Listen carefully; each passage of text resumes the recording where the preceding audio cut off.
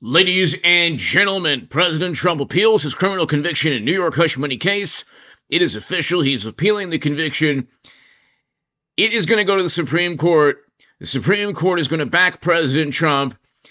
I have looking at this. Hit subscribe to my super chat. I can't do this without you, everybody. Your super chat support is greatly appreciated. Go to H.A. Goodman's other channel right now after this segment.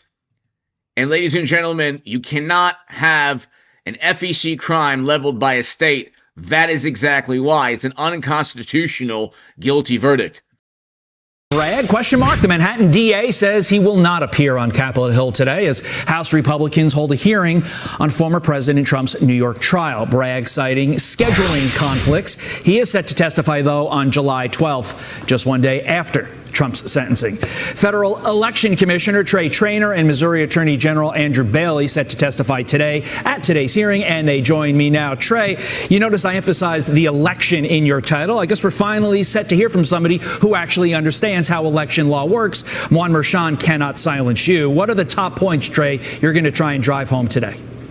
Well, the most important point is that Judge Merchan completely obliterated what's been longstanding federal election law with the jury charge that he gave, asking the jury whether Donald Trump had willfully contributed to a campaign. And the legal standard has long been knowing and willful standard, so he's completely upended that standard.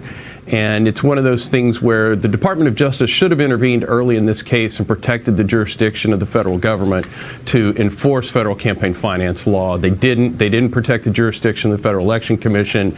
And it's completely perplexing why they didn't do that. There's long-standing Supreme Court precedent that says that they should have. And it's just how law works. People always fight over jurisdiction. They never give that up. And in this case, it was ceded so easily. Andrew, Democrats, of course, are going to try and flip the script, calling today's hearing playing politics. And they're going to make this point, Andrew, A.G. Bailey. They merely follow the facts and the law up there in New York City. How will you cut the legs out from under that argument? Well, they bent the law to meet the facts in a specious legal charge. There's an unseemly amount of prosecutorial misconduct. And at the end of the day, what that does is it injects both statutory and constitutional violations into the process from the charging document onto the jury deliberations. And so this is a legally errant conviction. It's not a legally valid conviction.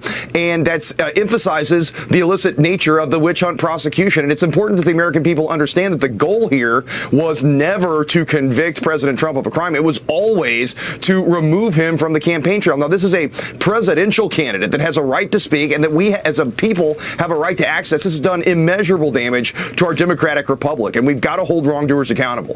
Let's focus on this. Matthew Colangelo. So Andrew Bailey is now the co-FBI deputy director. This is very interesting because there was no federal crime. The FEC dropped the case. That's what they're talking about now. The Federal Election Commission dropped the hush money case. There was no Federal Election Commission crime. The state of New York decided that there would be a crime. That is not allowed under the Constitution. The state can level a state crime. The state cannot level a federal crime. They cannot level an FEC crime. That's why the hush money payment is blatantly unconstitutional. You'll hear from John Yoo in a second, but former top Justice Department official stating the Supreme Court will overturn this conviction. Now, he is asking it to be overturned. We see that the Supreme Court sides with President Trump over 94%, 93% of the time, 94.3% of the time. And in 15 cases, he's only lost one major case. But let's continue. Alvin Bragg dichotomy here at A.G. Bailey, because the number 3 starter right now in the Yankees rotation is not waving his hand and saying, please send me to single A so I can ply my craft. What possible reason could Matthew Colangelo, the number 3 at the Department of Justice, have to leave the DOJ, go down to the Manhattan DA, if not for his desire to help the Democrats and get Trump? Yeah, the DOJ may not have intervened to reassert the jurisdiction of the FEC. That's the appropriate legal avenue for the DOJ. But instead, what they did was deploy resources to the state of New York in the form of Matthew Colangelo, like you said, the former third-ranking official in Biden's Department of Justice, who led the trial court prosecution against President Trump on behalf of Alvin Bragg. So he takes a pay cut to go work in state court. So they instead of tweeting, so President Trump might tweet, "Hey, this person is Comey is committed a crime," and then everyone on these like legal blogs and websites and these pundits who happen to be lawyers or attorneys on YouTube, it's political prosecution. Oh, it's biased and partisan prosecution. They completely ignore the fact that Biden's own Department of Justice was helping lead a state-level conviction of President Trump within Tammany Hall, where the judge and everyone around, all the prosecutors literally ran on trying to convict Trump. Yet there was no retribution or revenge or foul play. This was during an election year. They leveled 88 criminal charges against a candidate, their opposition, the Republican candidate for president, during an election year. And he won every swing state. He won the popular vote. He won the presidency, and Republicans won the Senate and House. So it's just unbelievable how media convinces Democrats, morally superior Democrats, that the Justice Department is completely apolitical and independent. Meanwhile, every Inspector General report shows massive and gross corruption within the DOJ and FBI under Comey and Brennan. But let's continue. The CIA, let's continue. He's politically motivated. Those prosecutors should have been disqualified from prosecuting that case. There was no case to begin with. A subsequent prosecutor that the court could have appointed would have identified that and dismissed it before it got this far. And again, Biden is behind this whole thing. I mean, he has managed the Department of Justice that also administers grants on behalf of the Soros-backed Vera Institute to Alvin Bragg's office with the intent of dismantling the criminal justice system. So while Alvin Bragg is ignoring crime in the subways and on the city streets, he is being trained to weaponize the criminal justice system against Biden's political opponents. Trey, quick final word to you. If we don't stop this lawfare right now in its tracks, can our century-old justice system survive? No, it can't. And we have a big threat to the First Amendment and whether or not candidates can actually run for office in any state, because we'll have turned loose all the prosecutors across the country, whether they be state or local prosecutors, to go after individual candidates for perceived violations of campaign finance law. Thank you for what you're about to do on Capitol Hill today. So that was former FEC Chairman Trey Traynor. Here's another Federal Election Commission chairman stating categorically there was no Trump could have paid Stormy with dollar bills. It wouldn't have mattered. It wasn't a campaign finance issue. That's why the FEC dropped the case. The state of New York cannot level a Federal Election Commission or Department of Justice a federal crime. It would need the DOJ, and the DOJ was not involved, aside from sending a federal employee to the state court like you just heard. The same reaction Francie Hakes does. This is a travesty, a miscarriage of justice. This was a phony prosecution from the very beginning. And for this jury, think about how many weeks this trial went on, how many witnesses came in, and in the very short time that the jury was out, they decided he was guilty on all 34 charges. This is a damage to the reputation of the American justice system like we have never seen. I have a colleague just got back from a conference overseas, and the reaction of lawyers and people there was that the United States has now gotten to be like the countries they are from, where the government uses its law enforcement powers to go after its political opponents. And that, I think, is exactly what happened. And so Trump won the popular vote. He won a greater percentage of people of color than any Republican in generations. He won the presidency, every swing state, and the House and the Senate. See, so he completely decimated the Democratic Party. And then, thank God, survived an attempt on his life. while a firefighter lost his life protecting his family. And so right now, Democrats are losing poll numbers in terms of taking back the House. They're supposed to take back the House. Now there's a question mark. Okay, everything they try to do against Trump, the opposite takes place. But this will be overturned. That's why the Supreme Court backs Trump 94.3% of the time. Okay, and 93.7% of the time in aggregate. Okay, why is it, again, this is an article, the Supreme Court must explain why it keeps ruling in favor of Trump. Why don't they say Democrats must explain why they're continually on the wrong side of the Constitution? Or Democrats must explain why they're continually engaged in unconstitutional behavior. So, I mean, it's right here.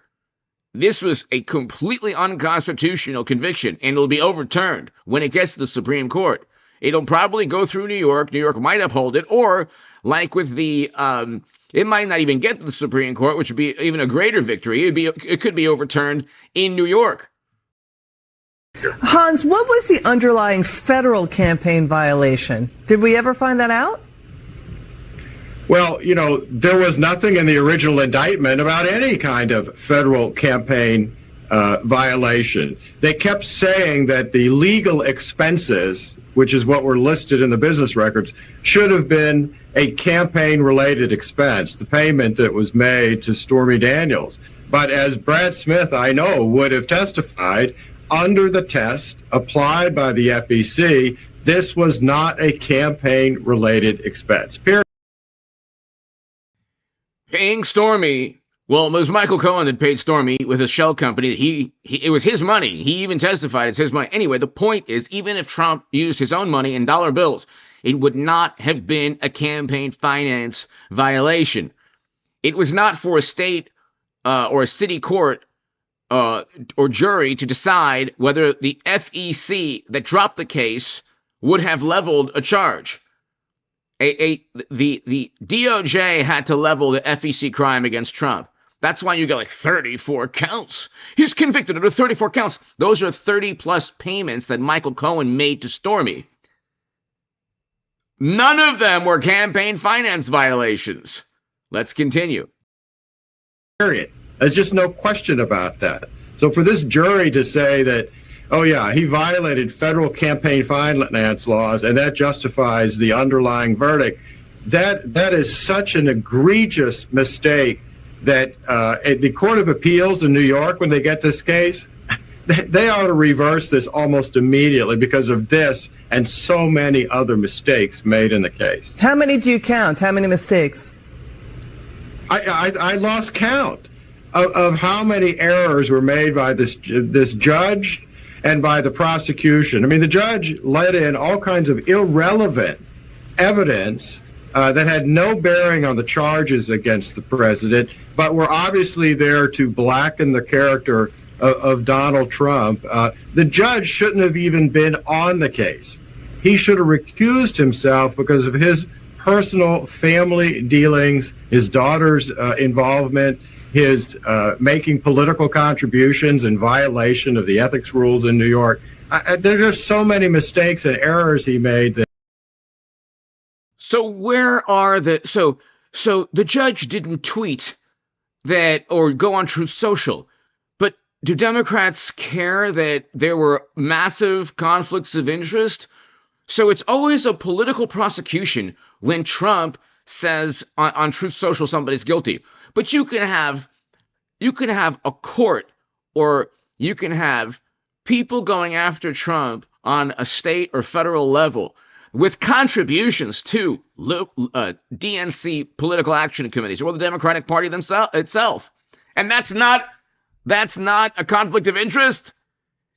You had FBI agents literally text this insults against Trump and saying we have to stop him, and it still wasn't political in nature.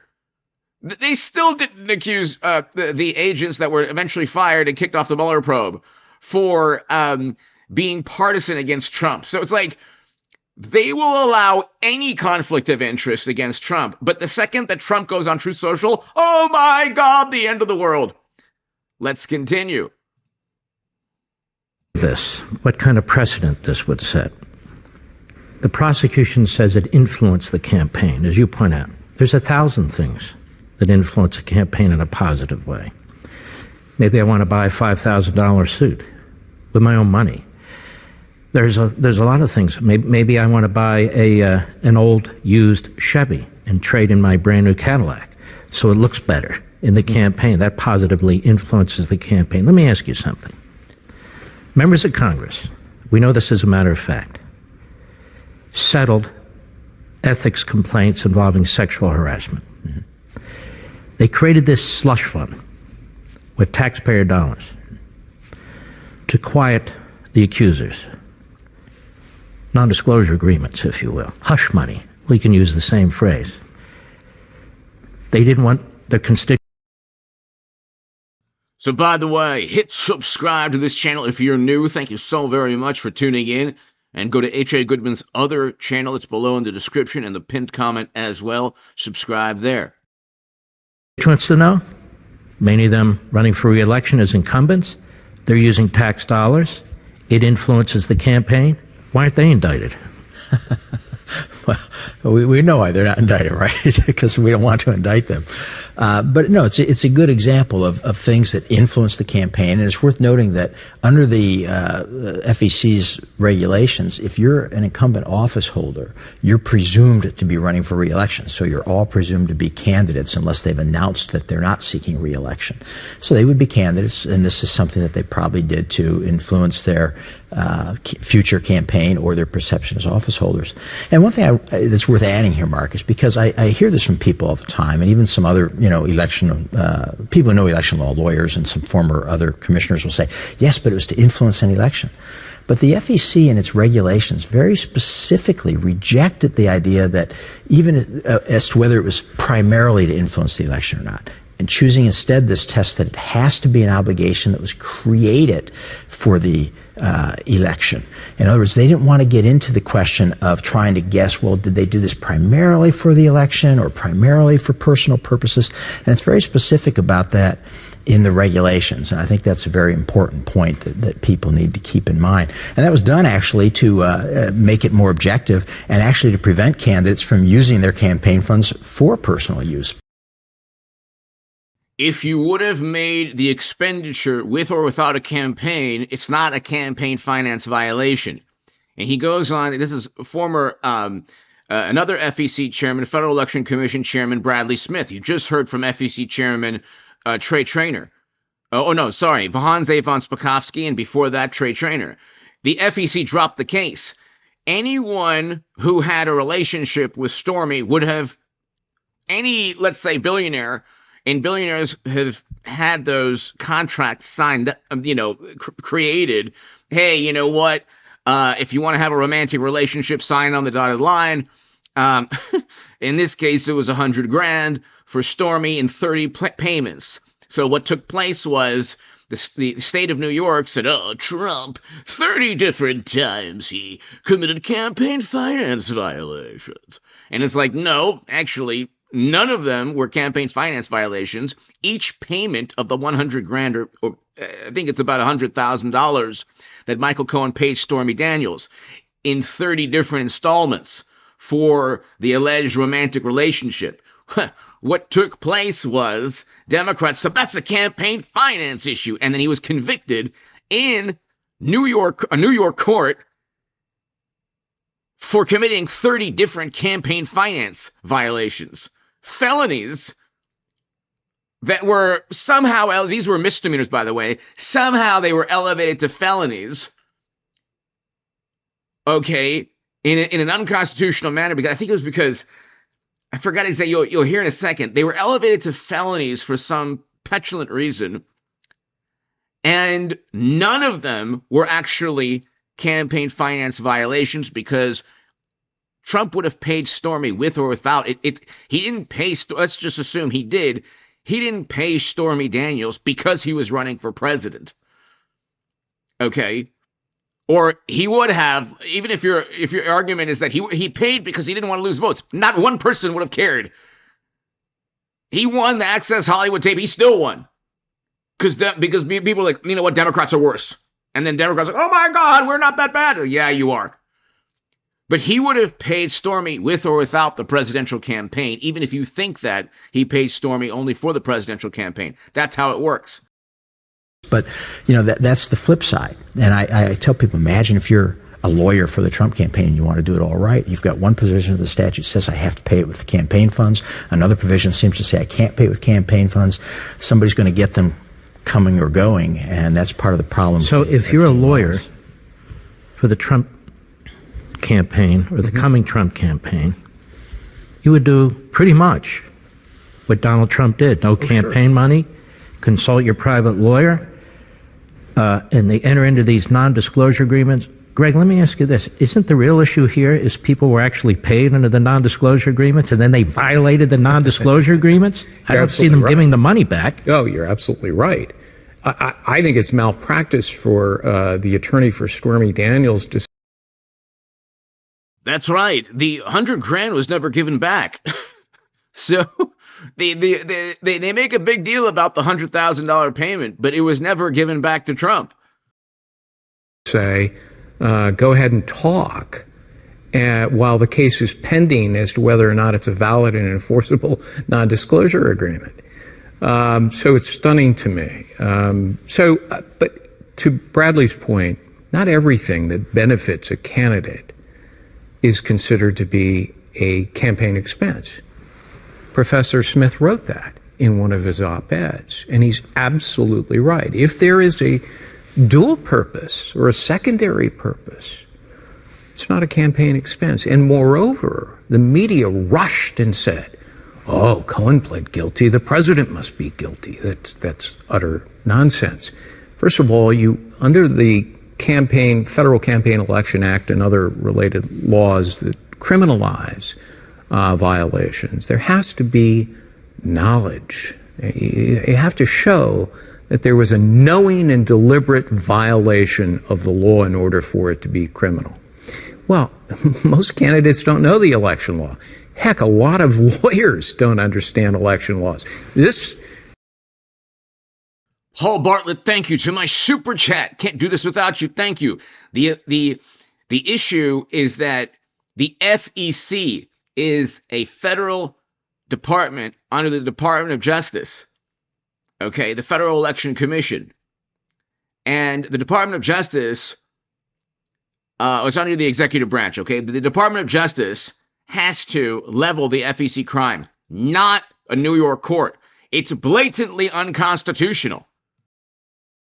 Gentleman, former commissioner, the Federal Election Commission, chairman, I mean, he knows election law. He may be just about the only one in America who really truly knows it. So you couldn't criminalize what Trump did if it wasn't properly accounted for as an advance or reimbursement. Okay, that's a civil penalty. It's the equivalent of a jaywalking $500 fine, but it's certainly not a crime. I did a search. It didn't take me long. Of all the federal candidates who've been charged and been convicted of violating these laws, I can't find a single one. Are you aware of a single one? For this. Of course there isn't a single one. The only thing they did, every time they went after Trump in the most partisan, vicious, venomous political manner to sway the 2024 election, to go after and try to destroy him, to engage in their own form of retribution, they lost, then they got retribution by going after Trump. That was their form of retribution the past 10 years, setting him up and framing him. But every time they set him up and framed him, whether it was the unanimous Supreme Court ruling that overturned the Colorado ban, they try to kick him off the ballot. They always say, Democrats always say, well, Trump, he's so unique in his danger and his threat. He's so unique, we have to contort ourselves into these legal pretzels to go after him. It's like, no, you contort and twist yourself into absurd, ridiculous legal pretzels because you want to desperately go after Trump. It don't work, though. this kind of scenario. No, I'm really not. Of course, the most high-profile one would be John Edwards from a few years ago. And what happened in Folks that may case? remember Yeah. that supporters were paying money to a woman, Riley Hunter, I believe was her name, with whom he'd had an affair and an illegitimate child.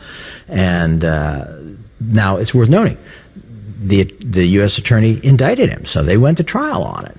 So the U.S. attorney thought there was a case, but in the end, the jury did not convict. He was acquitted on some charges, and others was a hung jury.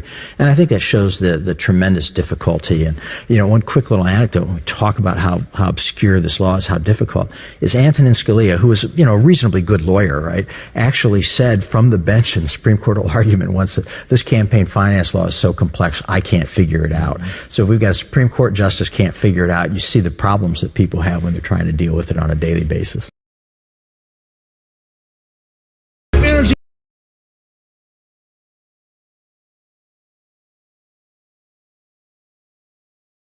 Oh, hold on 1 second.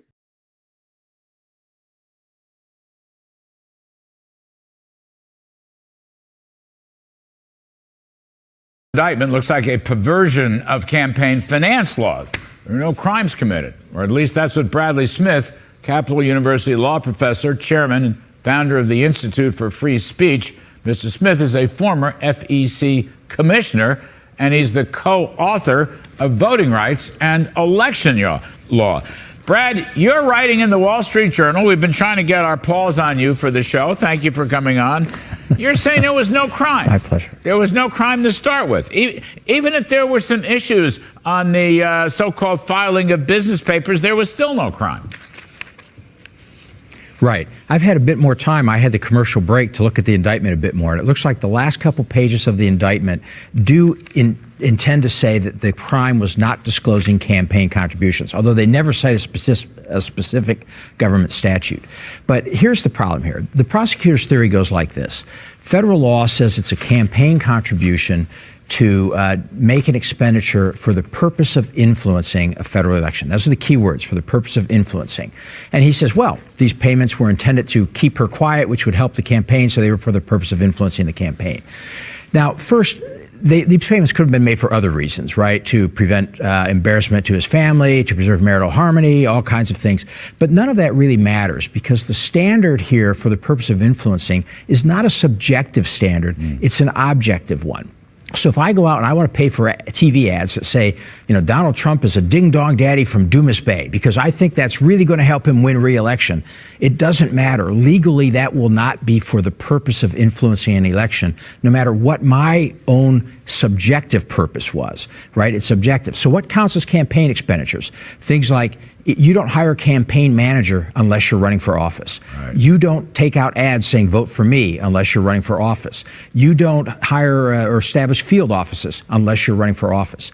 But other things you do. For example, you buy clothes whether you're running for office or not. So the fact that I'm running for office and I say, I've got to look good, and I go out and I buy a $6,000 suit that I would never otherwise buy, doesn't make it a campaign expenditure. It doesn't count. If he bought a $20,000, $50,000 suit, it wouldn't have been a campaign finance issue. Same if I say I need a $600 haircut. Or to take a more perhaps relevant example, suppose I'm a business owner and I say I'm going to run for office, and I go to my corporate lawyer and I say, there's some lawsuits against our corporation. I think they're bogus, but let's get rid of them so they don't interfere with my run. Just settle those lawsuits.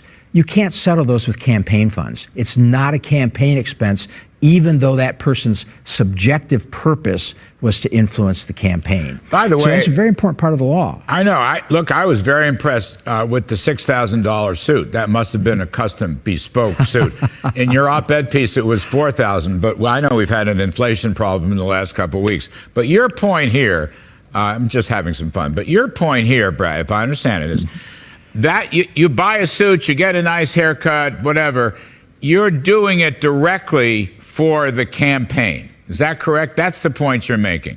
But if you want to the point is, yeah. If you want to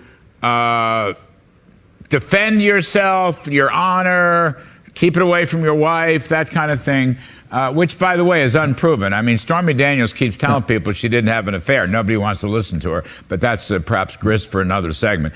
But if that does not qualify because it's not directly for the campaign. Is that right? Is that my correct interpretation? It actually goes further than that. Even though you bought that suit because you were running for office and wanted to look good, it's still not a campaign expenditure. Oh. So let's say he said, hey, I don't want anyone to know that I had a romantic relationship with Stormy Daniels. Okay. That still isn't a campaign finance violation, because he would have, let's say he wasn't running for office, he would have still not wanted his wife to know. That's the point. So Trump could have paid Stormy with 60, 90, 120, not just 30 payments. He could have paid Stormy 100 installments of $1,000. And then New York would have leveled him with 100 criminal statutes, or 100 counts. It would be a 100-count indictment for each $1,000 payment. But each $1,000 payment would have taken place had he not run for office, simply because he wouldn't want the First Lady to know. So that's it. The fact that he would have made the payment with or without the presidential election makes it not a campaign finance issue. But you'd have to have the FEC involved, and the FEC dropped the case. This is why, like you have these channels with these attorneys or lawyers, and they're liberal, and everything is against Trump, and oh my God, the people, like, they eat up all the venom, and oh yes, this attorney is saying that Trump is on the ropes. Just because you have a legal background or you're an attorney doesn't mean you know that what the Supreme Court is thinking, or that the Supreme Court, in this case, backs up Trump 93% of the time. So let's say you're a pundit and you're a liberal legal scholar. Okay, why are you always wrong when it comes to Supreme Court cases and Trump? Why is it that the Brennan Center has to write an article, Supreme Court must explain why it keeps ruling in favor of Trump? Why don't wonderful, morally superior legal scholars who are liberal Democrats explain why they're always on the wrong side of history, or why they always interpret the Constitution in a manner that the Supreme Court doesn't interpret the Constitution? Why are Democrats always, unfortunately, on the wrong side of history, or the wrong side of the Constitution? Because if they were on the right side of history, they'd win Supreme Court cases. But they're not doing that. They keep losing Supreme Court cases. So let's continue. Why? Because you buy clothes. You buy clothes whether you're running for office or not, right? And so anything that people might do, even if they're not running for office, doesn't count. So people pay money. For example, they pay divorce attorneys to try to seal up their divorce records so that those don't become an embarrassment of the campaign. Right. Their purpose may be to influence the campaign, but it's an expenditure that somebody who wasn't running for office might also make. The only things that count are things that come directly out of the fact that you're campaigning. And the flip side of this is that it's actually illegal to convert your campaign funds then to personal use. So it's actually illegal to use your campaign funds to buy that suit. It's illegal to use your campaign funds to pay a lawyer to seal your divorce records because you think that will help your campaign. And this is the real problem you have here. Not only is there, I think, not a campaign finance violation, this underlying alleged violation, but it's a situation where they're going to get Trump coming or going, because I think, knowing Bragg, and you've set the political stage very well, had Trump paid for this with campaign funds, I think we can feel pretty certain that he would be being charged today with having illegally converted his campaign funds to personal use. In other words, they were going to get him coming or going. If he used campaign funds the way Clinton and the DNC used campaign funds to purchase the Steele dossier, they would have said illegal use of campaign funds. Instead, he apparently, or allegedly, Michael Cohen paid on his behalf. Then they said, you illegally made these payments with money, with your own money. So they're trying to get him no matter what. The problem, however, is, like I said, and it's not like how I said, it's the Federal Election Commission chairman stated, numerous chairmen have stated, it is not a campaign finance violation. He could have paid Stormy 100 different times with $1,000 check. And none of those checks would have been campaign finance issues because he would have paid the money with or without an upcoming election. If he pays for it with campaign funds, they were going to say it was illegal personal use. If he doesn't pay this money with campaign funds, which was the reality, now they say, oh, well, he should have used campaign funds. And that's, the antithesis of the rule of law, where you set up a system where no matter what course of action a person takes, they're going to be held in violation of the law. Well, I mean, but how does that get up to the Federal Election Commission, which has already turned this case down once? Right. Well, this raises yet another question: is can, of course, a state prosecutor prosecute an alleged, quote, federal crime that the Federal Election Commission and the Department of Justice have already decided not to prosecute?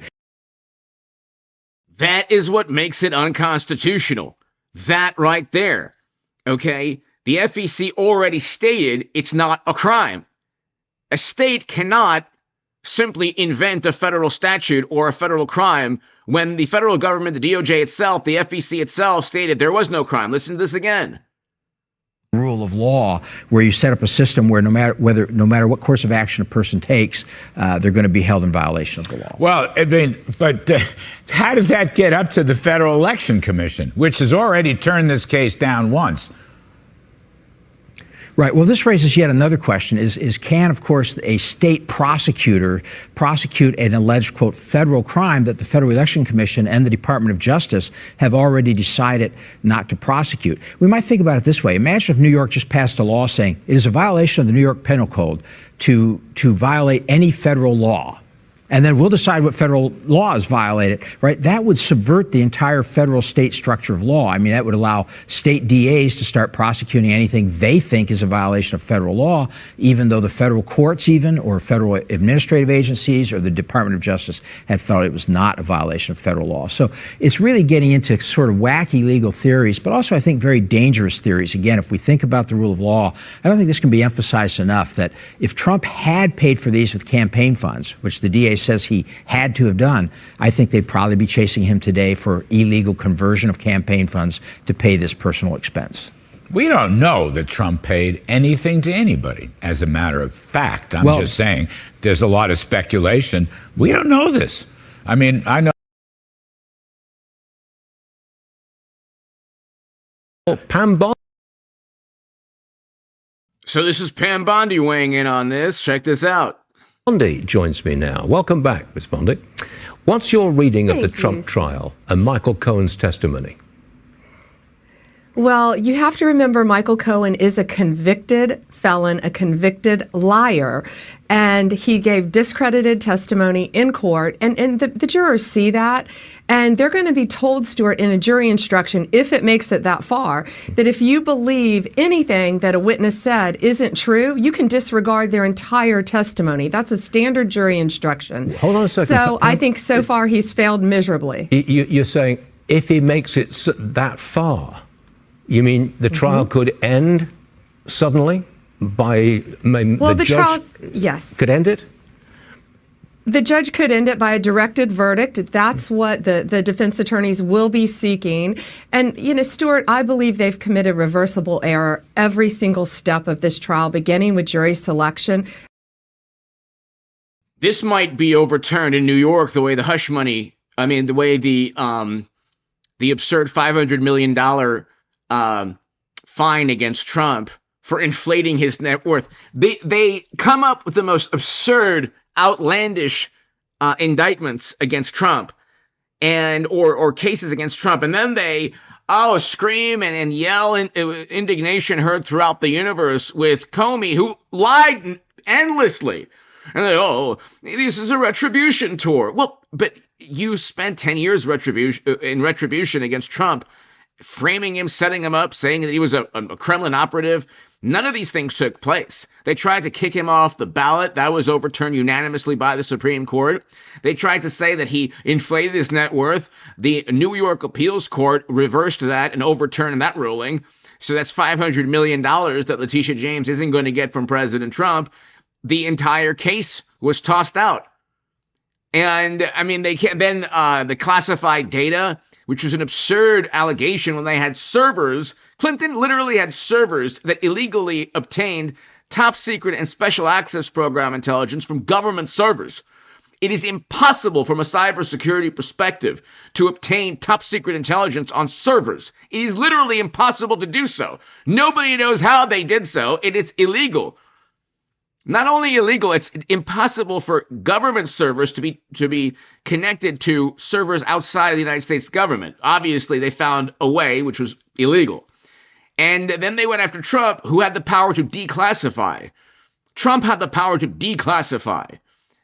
Biden, as senator, did not. Neither did Clinton as Secretary of State. But let's continue. As a career prosecutor, they've let in so much evidence that should not have been admitted into this trial, but also they did not prove their case. Not one single witness, not even Michael Cohen, who was, by the way, Donald Trump's lawyer, violated attorney-client privilege, could admitted that President Trump did anything wrong. No one has in this trial so far. It should be a directed verdict. However, the way this judge has been ruling the entire trial, I don't know if he'll do that. It should be a directed verdict. It should never, ever get to a jury, Stuart. Do you think Trump should testify himself?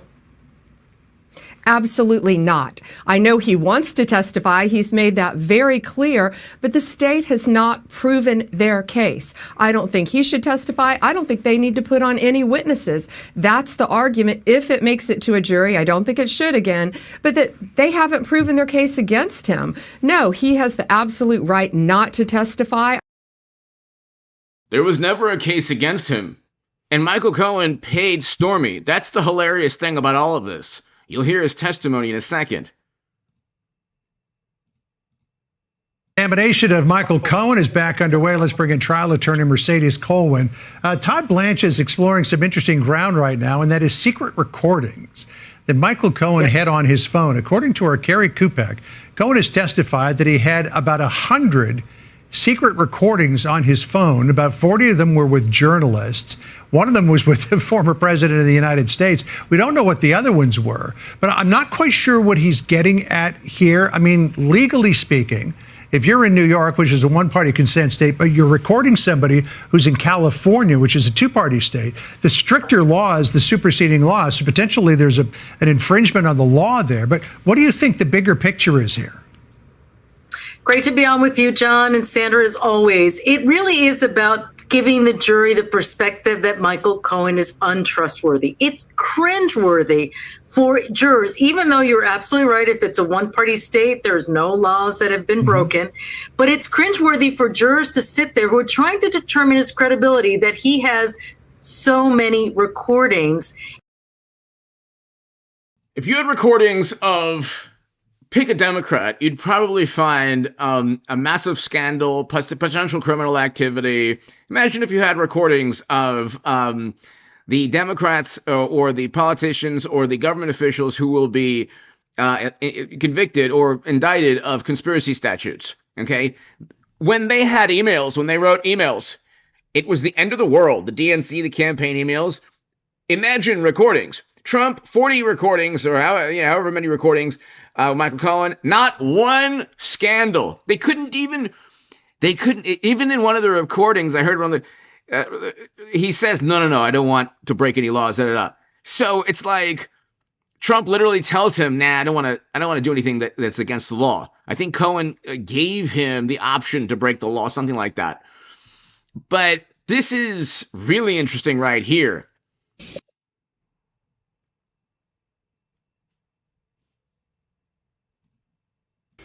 Michael Cohen's former legal advisor says that he is ready to take the stand at former President Trump's trial and that he can contradict Michael Cohen's testimony. Bob Costello says the prosecution's star witness told him years ago that he had nothing on former President Trump. That conversation came up during Cohen's testimony. Prosecutor Susan Hoffinger asking Cohen, quote, during that meeting, did you tell Mr. Costello the truth about what Mr. Trump's role was in the payoff to Stormy Daniels? Cohen testified on the stand under oath, no. Hoffinger, why not? Cohen, First, I wasn't sure that I was going to hire him. There was something really sketchy and wrong about him. He came with a retainer agreement, and I said, I'm not going to pay that right now. I'm still speaking to other lawyers. So I certainly wasn't going to expose anything to one, someone I didn't know, and two, I was having trouble connecting with. Bob Costello joins me now. Bob, welcome back to the program. Good to see you. So that's your word against his on the stand the other day. What do you say to the fact that he says that he was not being truthful with you in that conversation? Well, first of all, it's not my word against his.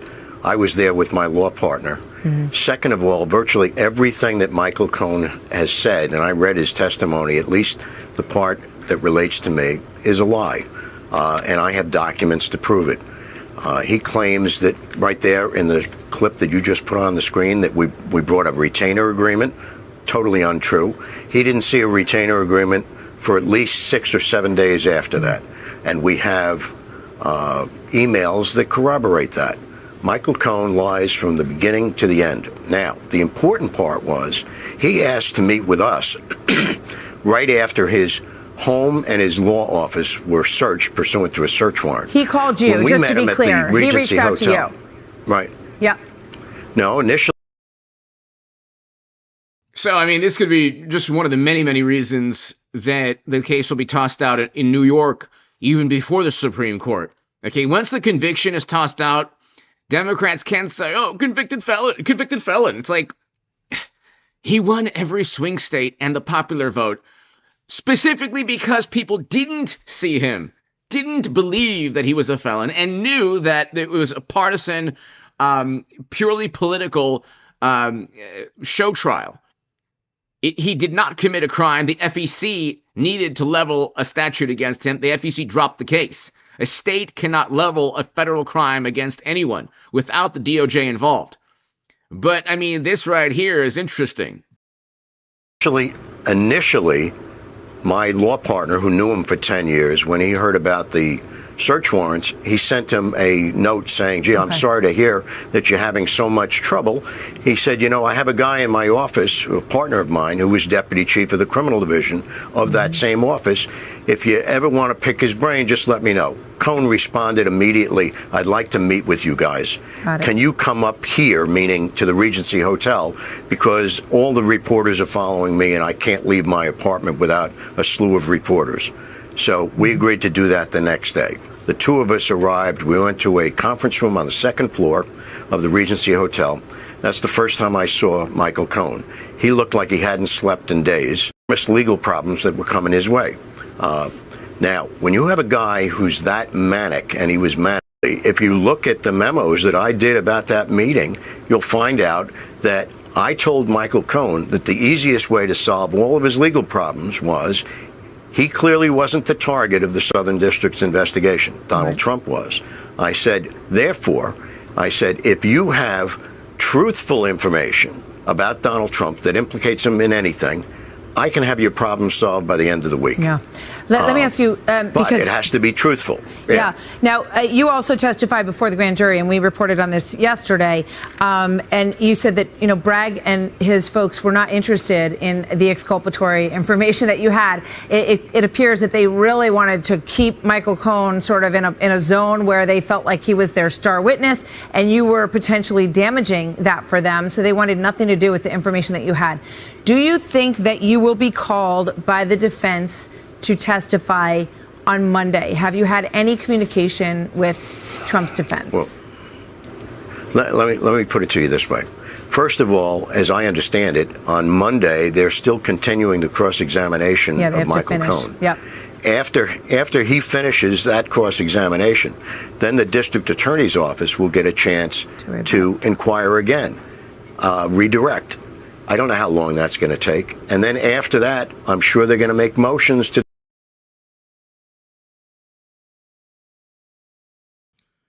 Again, this was not a campaign finance issue. This is Hans A. von Spakovsky, former FEC chairman. He actually wrote a very interesting column on how AOC almost certainly or likely or possibly committed campaign finance violations years back, but let's continue. A former member of the Federal Election Commission, Hans von Spakovsky, agrees with the president, and he joins us now. Hans, thanks so much for being here. Sure, thanks for having me. Set this up for our viewers. What is this campaign finance law, and why do you say Donald Trump did not violate it? It's called the Federal Election Campaign Act, and it governs the raising of money and the spending of money for all federal campaigns. That's anyone running for Congress or the presidency. Mr. Cohen pleaded guilty to a supposed violation of that law because of payments that were made, I guess you could call them hush money payments, to two women who were claiming that they had had affairs with the president. The problem with his guilty plea is that those payments aren't covered by the law. The only way these kind of expenses are covered under the law is if they are campaign personal liability of the president, and you actually can't use campaign funds, money that you've raised from campaign contributors, to pay for something like that. Well, you had mentioned and quoted Federal Election Commission Chairman Brad Smith, who said that these payments to women were unseemly, but they're not necessarily illegal. Yeah, and that's the key thing for people to keep in mind here. We're talking about what is an actual violation of federal law. And this is not something that the Federal Election Commission, and that's the independent agency that is supposed to enforce this law on a civil basis, and that's where I used to serve as a commissioner, it does not consider that these kind of payments are related to a campaign. Therefore, the rules and regulations don't apply to how that kind of a payment is made. Do any of Michael Cohen's or the president's actions, Hans, constitute a civil offense? No, I don't think they do, and they certainly don't constitute a criminal offense. Why? Well, because under the law, to prove a criminal violation of the campaign finance law, you have to prove that it was a knowing and willful violation. You can't prove that when you have former FEC commissioners saying it's not a violation of the law. You have the FEC saying it's not a violation of the law. That raises great doubts about it, and so how can anyone be found to have willfully and knowingly violated the law? Michael Cohen, he says that this was done to sway the election. So doesn't that make it campaign related, Hans? No, it doesn't, and here's why. There's another provision of the law, and this is something that the U.S. Attorney in New York is essentially ignoring. There's another provision of the law that says that an expenditure or an expense is not campaign related if it's an expense that would exist whether or not you're running for office. And that's why this is not a campaign expense. This is the kind of claim that celebrities of all kinds get fairly often, and it was not dependent on the president running for office. Yeah, it might affect his reputation. Hans, one last question for you. If this case, and I hope I'm not getting you to step outside of your lane too much, but if this case isn't based on campaign finance violations, what's the case that prosecutors, you believe, have here? Well, remember, this was only one of 4 offenses that Cohen pleaded guilty to. The more serious charges were tax evasion, and financial fraud in applications that he submitted to a bank. So he pled guilty just for marketing purposes. You could plead guilty to anything. It doesn't mean he's guilty. He pled guilty to campaign finance law violations because he had taxi medallions that were worthless or worth a lot less than what he bought them for, and he was eventually convicted of, I think, either defrauding a bank or tax evasion. But the Southern District went after him and said, if you don't play ball with us, you're going to get 1 million years in prison. So that's why Michael Cohen turned on Trump, because he was committing crimes on his own and then had to make a deal with New York prosecutors, who, by the way, who made more of an effort to go after Trump than they did EP. We'll just call them, the files that Democrats claim to care about. which implicate he's a Democratic donor, so he gave 20 grand to Hillary Clinton, 20 grand to Schumer, $50,000 to Bill Richardson. He gave to congressional Democrats. The EP files, we'll just call them that, point to Democrats. But the New York Democrats actually protected him, and that's even Vox wrote an article on that, and CNN wrote articles on that. So, but anyway, ladies and gentlemen, this is going to be overturned. Let's listen right here. We'll listen to Hans von Spakovsky again. He's been outspoken on this. He's a former FEC chairman, along with Trey Traynor and Bradley Smith, the two other FEC chairmen that you heard. But check this out. After the Michael Cohen sentencing yesterday, but according to President Trump, Cohen is the sort of person who would say anything, even if it's a lie, to try to save his hide. President Trump broke his self-imposed silence yesterday on the Cohen sentencing on Twitter, and in an interview with Harris Faulkner today, the president insisting he did nothing wrong. Let me tell you, I never directed him to do anything wrong.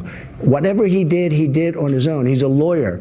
A lawyer who represents a client is supposed to do the right thing. That's why you pay them a lot of money, et cetera, et cetera. President Trump also said that the payments made to Stormy Daniels and Karen McDougal were not illegal, despite what the Southern District of New York prosecutors said, or what Michael Cohen pleaded guilty to, or what media company AMI admitted it did. If it were even a campaign contribution, it's totally legal. You look at stories one after another, they're all legal. The great lawyers that do that stuff are saying there's nothing illegal. The president does get backup from a former member of the...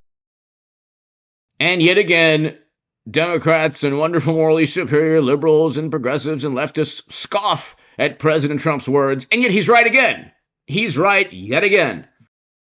Federal Election Commission. In an op-ed in the Heritage Foundation's Daily Signal, Hans von Spakovsky wrote that the payments were a private transaction, not subject to campaign finance laws. That had nothing to do with the campaign, weren't dependent on the campaign, and therefore there was no violation of federal law when these payments were made. Spakovsky's argument centers on a statute that states campaign expenses do not include payments used to fulfill any commitment, obligation, or expense of a person that would exist irrespective of the candidate's election campaign. In other words, Spakovsky claims Daniels and McDougal likely would have come forward regardless of whether Donald Trump was running for president. The whole question comes down to whether hush money payments made to these women, whether that's a campaign-related expense as opposed to a personal expense. And it's very clear from prior actions of the Justice Department and the Federal Election Commission that this is not a campaign-related expense. President Trump told Fox News Cohen only pled guilty because prosecutors were trying to embarrass him. What he did is he made a deal to embarrass me. In order to embarrass me, they cut his term down. Pretty terrible stuff. And he played down Cohen's significance in the Trump organization, saying he only hired Cohen after Cohen supported his bid to build Trump World Tower in New York at a condominium committee meeting. He did very low-level work. Why did you need him? He did more public relations than he did law. He was on a committee, and he was so responsive and so good. And I said, he's a nice guy. I shouldn't have done it.